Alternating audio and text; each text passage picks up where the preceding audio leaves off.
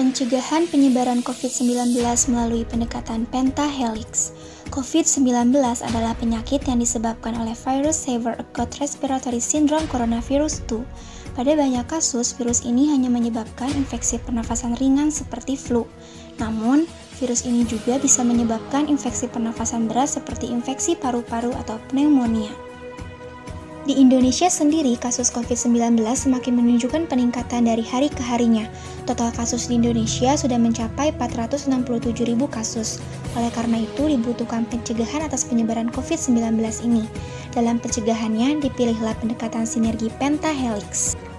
Pentahelix, penta artinya 5, helix artinya jalinan, yaitu sebuah konsep dalam pencegahan dan penanganan COVID-19, yakni pendekatan yang memprioritaskan penggunaan konteks lokal, kearifan lokal, sumber daya lokal, sesuai dengan jiwa gotong royong dalam mencegah dan mengatasi bencana, termasuk coronavirus yang mewabah saat ini.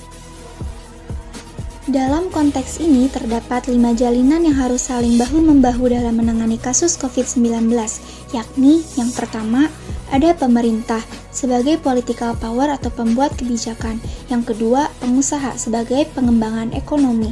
Yang ketiga, masyarakat sebagai social power atau pelaksana kebijakan. Yang keempat, akademisi sebagai knowledge power atau penyumbang ilmu pengetahuan sebagai pertimbangan kebijakan. Yang kelima, ada media memberikan informasi terpercaya kepada masyarakat. Kelima komponen ini harus saling mendukung, bekerja sama, dan saling melengkapi. Pendekatan pentahelix ini harus dilandaskan Pancasila sebagai pandangan hidup dan dasar negara.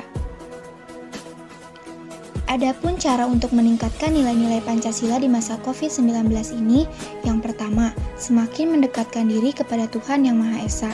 Yang kedua, mengedepankan nilai-nilai kemanusiaan. Yang ketiga, pemerintah dan seluruh lapisan masyarakat bersatu untuk sama-sama berjuang melewati masa sulit ini. Yang keempat, mendukung kebijakan pemerintah misalnya dalam menerapkan pembatasan sosial berskala besar sebagai salah satu cara untuk meminimalisir penyebaran COVID-19. Yang kelima, kegiatan ekonomi harus dilandaskan dengan Pancasila. Apabila ekonomi kita tidak berbasis Pancasila, dikhawatirkan akan muncul kapitalis yang tidak peduli dengan keadilan sosial di masyarakat. Upaya yang dapat dilakukan masyarakat dalam pencegahan COVID-19 yang pertama, anjuran menyediakan tempat cuci tangan pada setiap pusat perbelanjaan, baik supermarket, apotik, ataupun toko kelontong.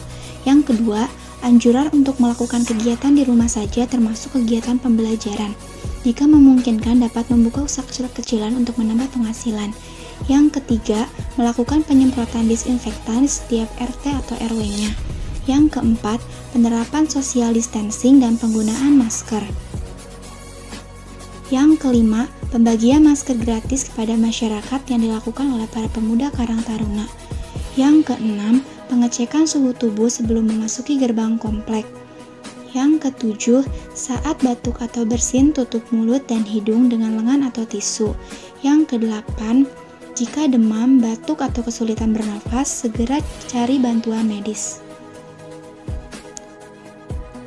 Adapun kontribusi arsitektur di masa pandemi COVID-19 ini adalah seorang arsitek turut serta bersama pemerintah merencanakan dalam membangun rumah sakit tanggap darurat sebagai tempat isolasi bagi masyarakat yang terinfeksi COVID-19. Sikap dari arsitektur untuk menghadapi pandemi COVID-19 ini harus memunculkan sebuah ide yang efektif dan efisien dalam membangun rumah sakit, yaitu bisa dengan menerapkan teknik konstruksi modular dengan sistem fabrikasi, di mana teknik konstruksi modular ini dapat meminimalisir biaya konstruksi, proses pembangunan cepat, dan kualitas bangunan dibuat memenuhi standar. Contohnya, rumah sakit Hoshanshan di Wuhan, Provinsi Hubei, yang hanya dibangun selama 10 hari saja dengan sederet fasilitas medis yang lengkap.